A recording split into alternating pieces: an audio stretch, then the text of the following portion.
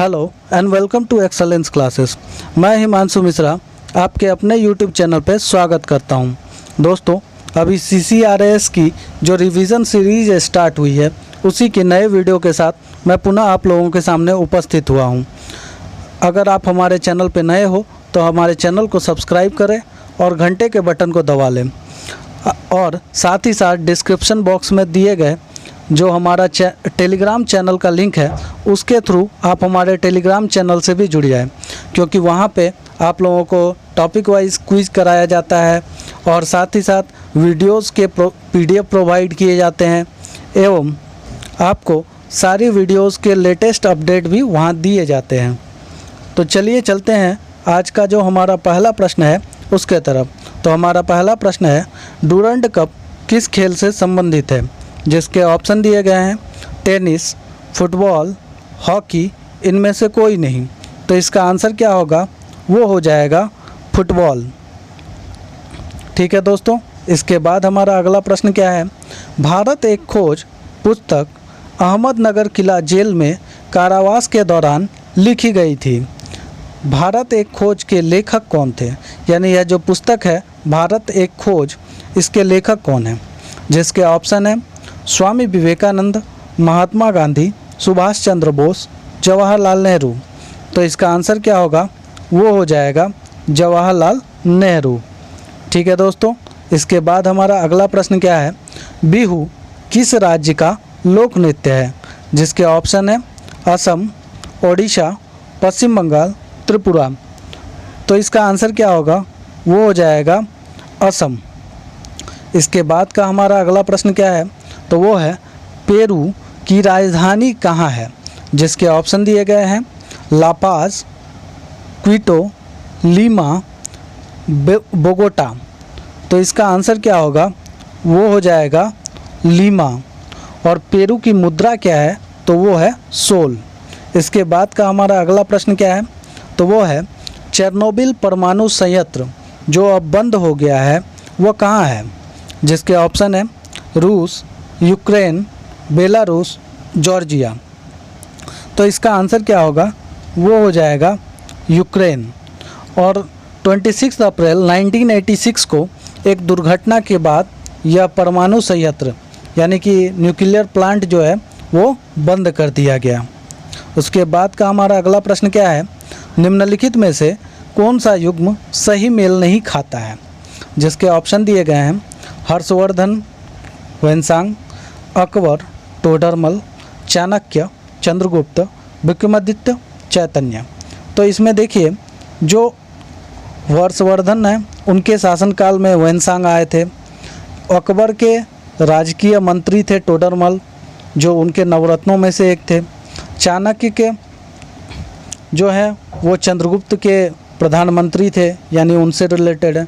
वहीं विक्रमादित्य के बारे में बोला जाए तो विक्रमादित्य का चैतन्य महाप्रभु से कोई भी रिलेशन नहीं है। चैतन्य महाप्रभु बंगाल में गौड़ संप्रदाय के संस्थापक थे और यह विष्णु के उपासक थे। ठीक है दोस्तों, और विक्रमादित्य की बात करें तो यह गुप्त वंश के शासक थे जिनका नाम चंद्रगुप्त द्वितीय भी था। इसके बाद का हमारा अगला प्रश्न क्या है?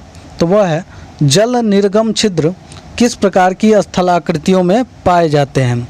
जिसके ऑप्शन है मैदानी, मरुस्थल, टुंड्रा, चूना क्षेत्र, काट। तो इसका आंसर क्या होगा? वो हो जाएगा चूना क्षेत्र यानी कि काट वाले मिट्टी में। चूना वाला जो मिट्टी होता है, जिस मिट्टी में चूने की लाइम स्टोन्स ज़्यादा होते हैं उसमें क्या होते हैं? छिद्र पाए जाते हैं ताकि वहाँ से पानी बाहर निकल सके। उसके बाद का हमारा अगला प्रश्न क्या है? सुभाष चंद्र बोस किसे हराकर कांग्रेस पार्टी के अध्यक्ष चुने गए थे? यहाँ थोड़ा सा टाइपिंग मिस्टेक हो गया है, वो 1993 ना होके 1939 होगा। ठीक है, जिसके ऑप्शन दिए गए हैं पट्टाभी सीतारमैया, जवाहरलाल नेहरू, मौलाना अब्दुल कलाम आज़ाद, बीबी पटेल। तो इसका आंसर क्या होगा?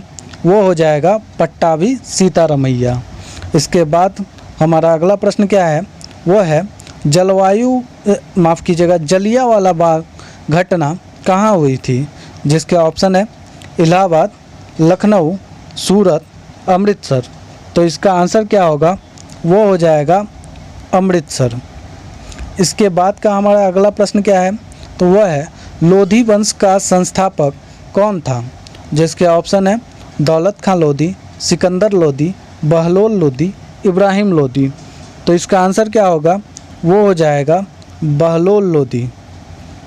ठीक है दोस्तों, और इसने 1451 में सैयद वंश का अंत करके लोधी वंश का स्थापना किया था।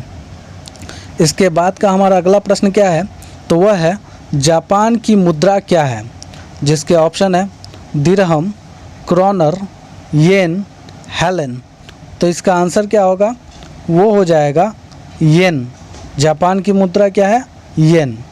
इसके बाद का हमारा अगला प्रश्न है निम्नलिखित में से किस चक्रवात ने भारत के पूर्वी तट को प्रभावित नहीं किया, जिसके ऑप्शन है नीलोफर, हुदहुद, लहर। तो वैसे तो ऑप्शन 3 ही है और इसमें से एक आंसर भी दिया गया है।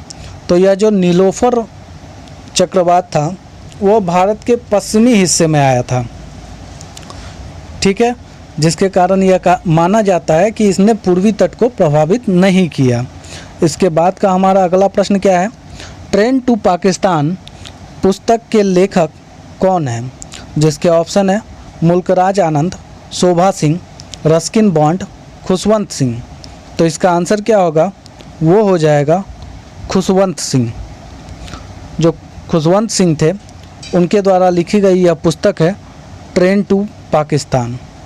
इसके बाद हमारा अगला प्रश्न क्या है, तो वह है निम्नलिखित में से किस नेता का जन्म दिवस भारत में शिक्षक दिवस के रूप में मनाया जाता है, जिसके ऑप्शन है Lala Lajpat Rai, doctor Rajendra Prasad, doctor S Radhakrishnan, that means doctor Sarvepalli Radhakrishnan, doctor C Rajagopalachari.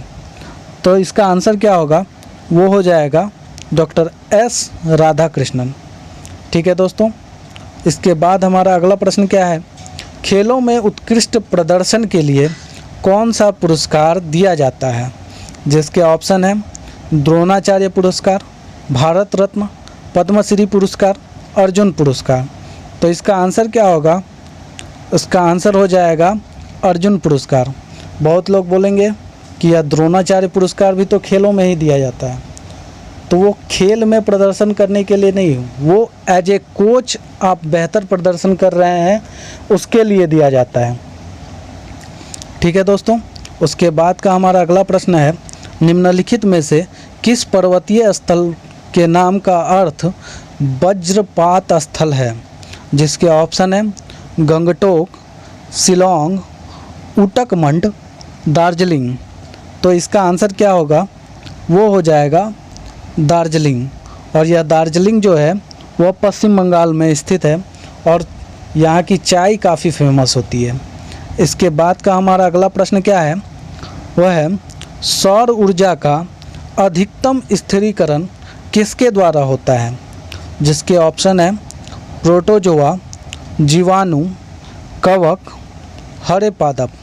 तो इसका आंसर क्या होगा, वो हो जाएगा ग्रीन प्लांट्स यानी हरे पादप। इसके बाद का हमारा अगला प्रश्न क्या है, तो वह है ब्राउन एयर शब्द का प्रयोग किसके लिए किया जाता है, जिसके ऑप्शन है अम्लीय धुआं, प्रकाश रासायनिक धुआं, सल्फर धुआं, औद्योगिक धुआं। तो इसका आंसर क्या होगा, वो होगा प्रकाश रासायनिक धुआं। फोटोकेमिकल स्मोक को ब्राउन एयर बोला जाता है। इसके बाद का हमारा अगला प्रश्न क्या है, वह है दक्षेस यानी कि दक्षिण एशियाई क्षेत्रीय सहयोग संघ, जिसको हम लोग सार्क भी बोलते हैं, उसका प्रथम सम्मेलन कहाँ हुआ था, जिसके ऑप्शन है काठमांडू, ढाका, नई दिल्ली, कोलंबो। तो इसका आंसर क्या होगा, वो हो जाएगा कोलंबो। अब देखिए 1980 में एक विचार आया कि भाई जो साउथ एशियन कंट्रीज़ हैं उसका एक अपना रीजनल कोऑपरेशन होना चाहिए, ठीक है। तो उसके बाद 1981 में यही पहली बार श्रीलंका के कोलंबो में 7 देशों के विदेश सचिव की बैठक हुई थी और उसके बाद अगस्त 1983 में दिल्ली में पहली बार सदस्य देशों की विदेश मंत्रियों की बैठक हुई थी। यानी जब सार्क बन गया तो उसके जितने भी मेंबर हैं उनके विदेश मंत्रियों की पहली बैठक अगर पूछेगा तो वो हो जाएगा 1983 में। वहीं अगर सिर्फ और सिर्फ सार्क की पहली बैठक पूछा जाएगा तो वो होगा 1981 में।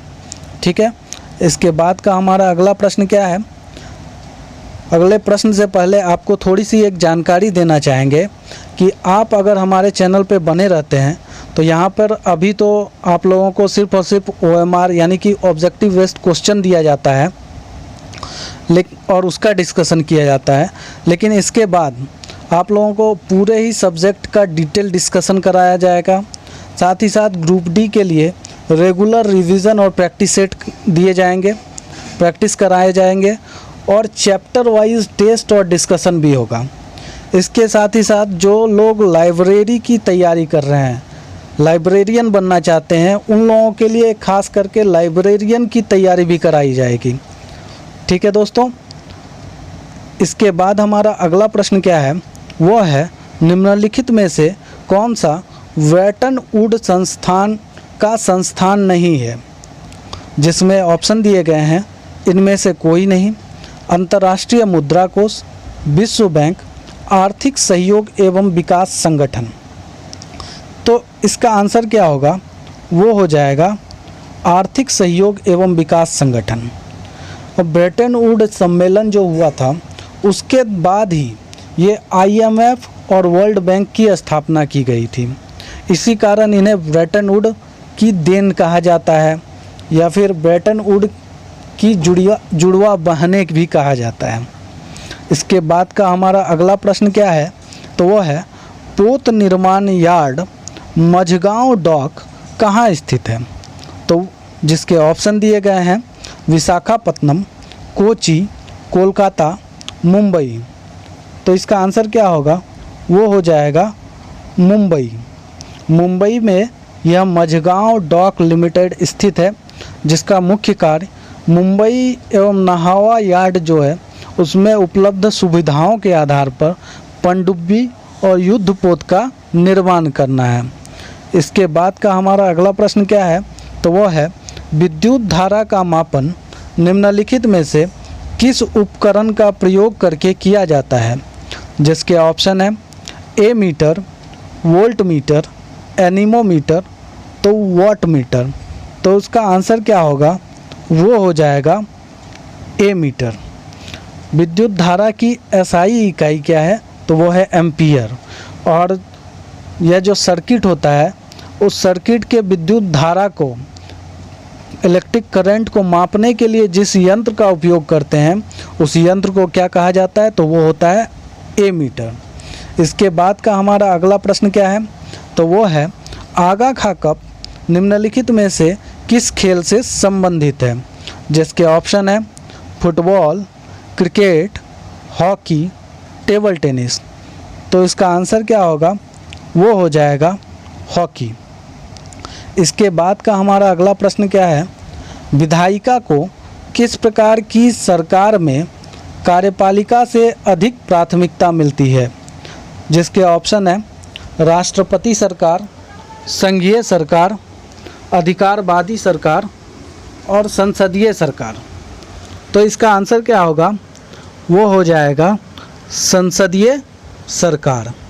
इसके बाद का हमारा अगला प्रश्न है लोकतांत्रिक देशों में विधायिका लोकमत को किस प्रकार प्रभावित कर सकती है।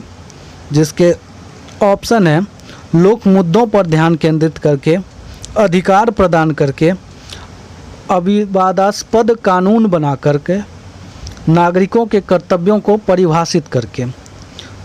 तो इसका आंसर क्या होगा, वो होगा लोक मुद्दों पर ध्यान केंद्रित करके। इसके बाद का हमारा अगला प्रश्न क्या है, तो वह है यदि राष्ट्रपति अपने पद से त्यागपत्र देना चाहे तो वह किसे लिखकर ऐसा कर सकते हैं।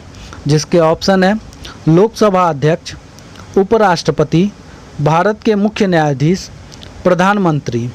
तो इसका आंसर क्या होगा, वो होगा उपराष्ट्रपति, यानी कि अगर राष्ट्रपति को अपना रेजिग्नेशन देना हो तो वह अपना रेजिग्नेशन लेटर उपराष्ट्रपति को देंगे।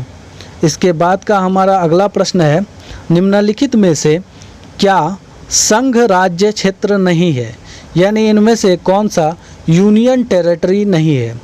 जिसके ऑप्शन है दादर एवं नगर हवेली, लक्षद्वीप, पुदुचेरी, नागालैंड। तो इसका आंसर क्या होगा, वो हो जाएगा नागालैंड।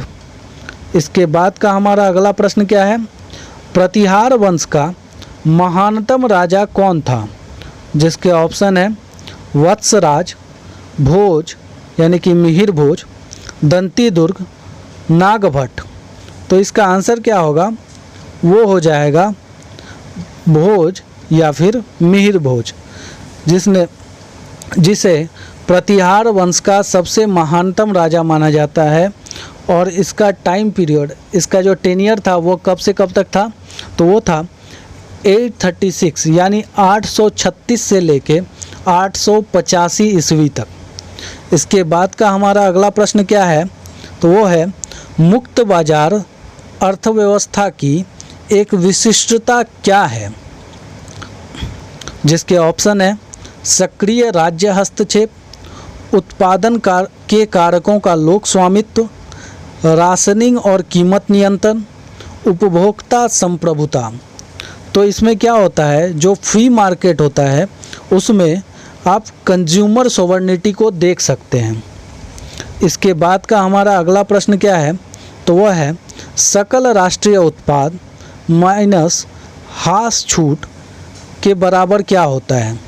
जिसके ऑप्शन है प्रति व्यक्ति आय, सकल घरेलू उत्पाद, व्यक्तिगत आय, निवल राष्ट्रीय उत्पाद। तो इसका आंसर क्या होगा, वो हो जाएगा निवल राष्ट्रीय उत्पाद यानी नेट नेशनल प्रोडक्ट।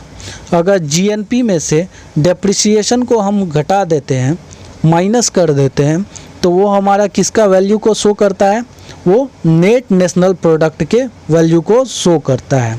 इसके बाद का हमारा अगला प्रश्न है पंचायत समिति किसके प्रति अपने कार्यों के लिए जवाबदेह होती है।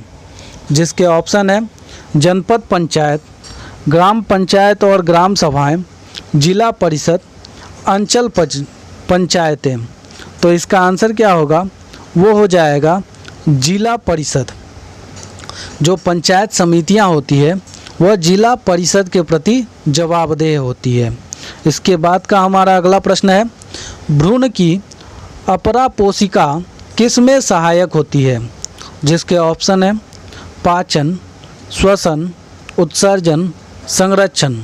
तो इसका आंसर क्या होगा, वो हो जाएगा उत्सर्जन। इसके बाद का हमारा अगला प्रश्न है पशु प्रोटीन को प्रथम श्रेणी का प्रोटीन माना जाता है क्योंकि यह सुपाच्य होता है, खाने में स्वादिष्ट होता है, बाजार में सस्ता होता है, अनिवार्य एमिनो एसिड से भरपूर होता है। तो इसका आंसर क्या होगा, वो हो जाएगा कि यह अनिवार्य एमिनो एसिड से भरपूर होता है। इसके बाद का हमारा अगला प्रश्न है विश्व में सबसे लंबी महाद्वीपीय रेलवे कौन सी है। जिसके ऑप्शन है trans Atlantic railway, trans Siberian railway, Canadian Pacific railway, Canadian National railway.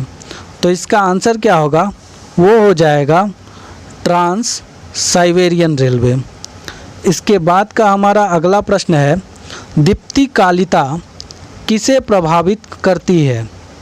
जिसके ऑप्शन है यह सभी फूल खिलने में, वनस्पति उगने में, फल निकलने में। तो जो दीप्तिकालिता होती है वह इन सभी प्रोसेस को प्रभावित करती है। यह फूल खिलने में सहायक होता है, वनस्पति के उगने में भी सहायक होता है और फल निकलने में भी सहायक होता है।